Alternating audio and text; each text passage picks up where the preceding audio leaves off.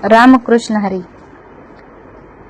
आज जे आपण मंदिर पाहणार आहोत ते श्री क्षेत्र पैठणला पायी दिंडी सोहळ्यासाठी आम्ही जात असताना शेवगाव नंतर जे घोटण लागतं तिथलं हे मल्लिकार्जुनेश्वराचं मंदिर आहे.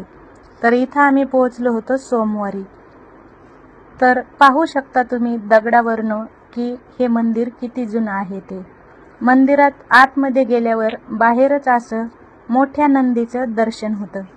त्यानंतर इथं तुळशी मातेचं दर्शन, नंदीचं दर्शन घेऊन आम्ही मंदिरात जायला निघालो. एकदम पुरातन असं हे मंदिर आहे आणि ह्या दगडावर खूप छान असं बारीक नक्षीकाम केलेलं आहे. पूर्ण दगडी खांबाचं हे मंदिर असून हे दगड पूर्ण जीर्ण झालेले आहेत. याच्यावरून तुम्ही कल्पना करू शकता की हे मंदिर किती जुनं असेल. मंदिराच्या प्रत्येक खांबावर खूप छान असं कोरीव काम केलेलं आहे.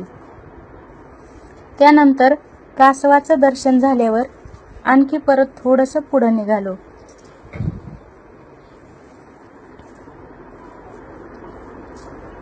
ओम नमः शिवाय, ओम नमः शिवाय म्हणत हा आहे मंदिराचा मुख्य दरवाजा.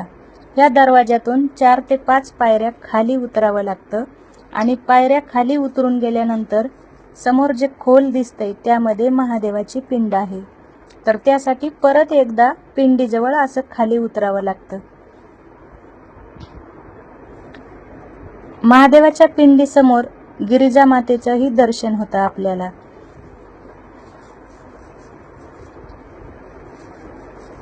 थोडंसं रांगेत लागून आता आम्ही उतरलो आहेत खाली. तर आमच्यासोबत तुम्ही सुद्धा मल्लिकार्जुनेश्वराचं दर्शन घ्या. ओम नमः शिवाय. खूप छान असं मंदिर आहे आणि आतमधली पिंड सुद्धा खूप छान आहे.